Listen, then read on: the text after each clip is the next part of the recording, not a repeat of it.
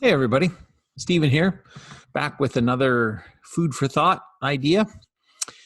I've been had a conversation with a friend yesterday, a little bit about the gaps in our lives and the ways in which we tend to, I think, focus on the gaps.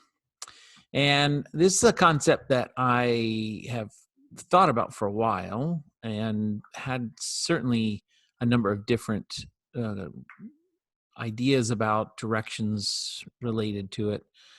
But one of the particular things that I feel like I've really kind of come to understand in terms of the gaps that we have in our lives is something that I call gap insurance.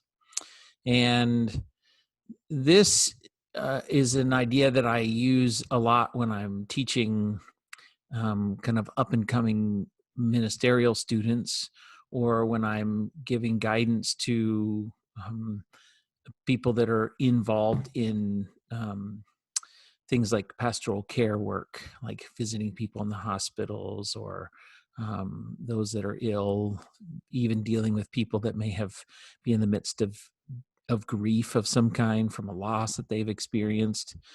And basically, here's how this works.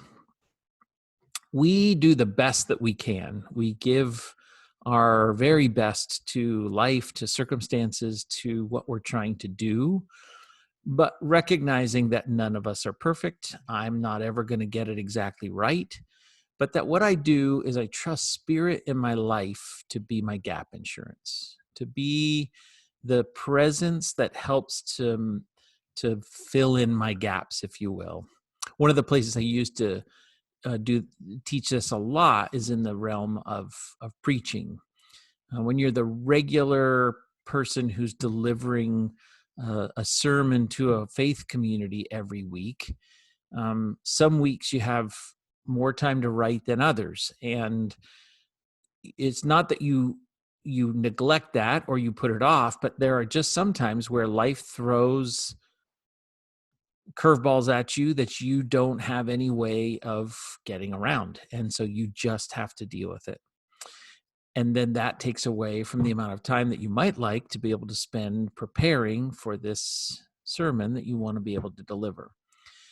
Well, this is one of those ways where gap insurance becomes so critical, right? You do your best with the time that you have, you're diligent in what you can do with your time in preparation, but then you trust spirit to be at work. You trust spirit to be the great gap filler. There's this beautiful text in the old Psalms that talk about how, and in Isaiah actually as well, that where the valleys will be filled up and the mountains will be brought low, right? That the highs and lows are going to be kind of leveled out. And that's because the Spirit is our big gap insurance. The Spirit helps to make up for where we can't. Not that we don't give our best, not that we aren't going to always strive to put our best effort in, but life is life. It's real, it's human. Uh, it comes with all of the ups and downs and the normalcies of everydayness.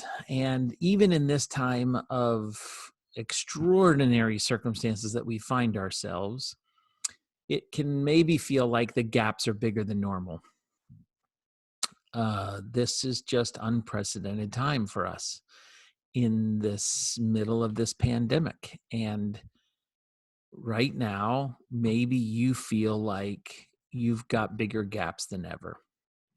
Good news. Doesn't matter how big the gap is. Spirit is always there to help.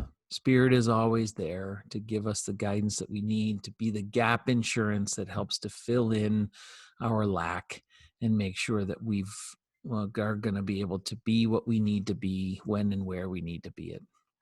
Not because of us, but because of who Spirit is at work within us, helping to provide gap insurance. So trust the gap insurance. It's good.